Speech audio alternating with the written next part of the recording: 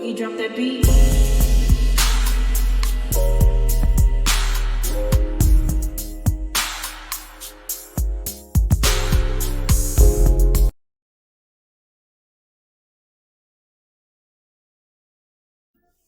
Hi everyone, welcome to my channel, Talking Out Loud with Miss Talkative. Everything I say is my own opinion, alleged, and strictly entertainment purposes. Remember, I'm just talking out loud.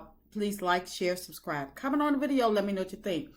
Now, I don't condone violence of no sort, but I can truly see Keke frustration when she threw that water on Tisha and cursed her out.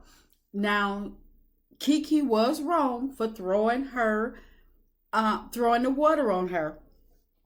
I don't think Keke was wrong for cursing Tisha out, because people do get fed up and they reach their breaking point. It's like you can't keep treating people like they don't matter, and just like you just wiping your feet on people. So Keke probably tired of the Scots, and they need to get it as good as they've been giving it, because they've done some horrible things to people all throughout these seasons. So it's about time that they start getting their just due. So like I say, Keke was wrong for throwing the water, because she should be at a point where she can check her emotions,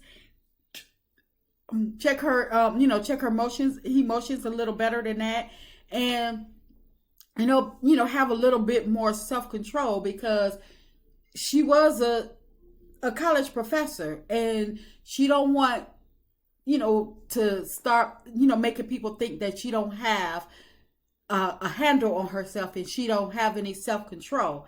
But like I say, people do reach their boiling point where it's like nothing matters, and the Scots, they can make you get there by themselves. And it's even worse when they, working together. So yes, I can understand how she could be sick and tired of being sick and tired of them Scots. Now, I admit that this was not the right setting for Keke to bring this topic up. If she was the one to bring it up, I don't know. I'll have to watch and see if she was the one that brought the conversation up tonight on Love and Marriage Huntsville. But if she did bring it up, you know what? I can't even call a foul on Keke, because Tisha's always bringing up things at the wrong time and, the wrong setting. Like when she brought up Martell infidelity at Martell and Melody anniversary party, talking about, well, how did y'all been married 10 years. How did y'all overcome the infidelity? So, you know what? I really can't even, I'm not even going to call a foul on on Keke, because Tisha, like I said, the Scots need to get it just as good as they've been giving it throughout the years. Because there's been numerous times where Tisha have been totally out of line, inserting herself, saying things to people, and it's just not, it's just not called for. And she knows what she does. She tries to act dumb, but Tisha knows exactly what she's doing. She do that to get a rise out of people. And this, in my opinion, this may be one of those times. But like I say, I don't know. But I'm not even going to call foul on Keke, because Tisha, the Scots, they deserve it.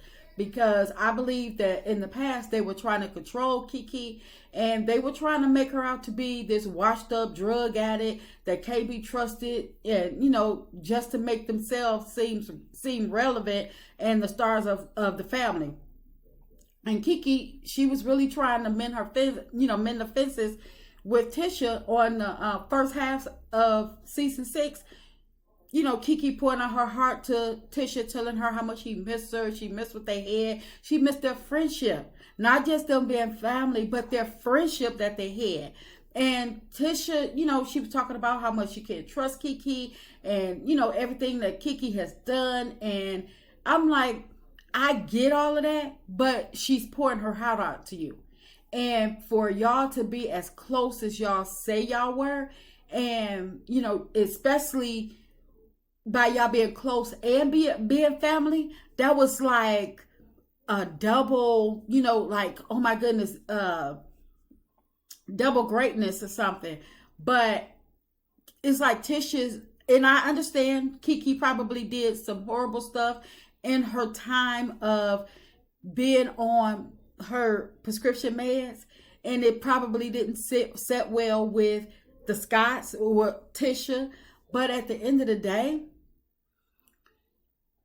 Keke was sick, and Tisha, I believe she probably exploited Keke. She knew what Keke was doing, and and instead of her, trying to go to bat for her friend, her family, I believe that she really tried to exploit her.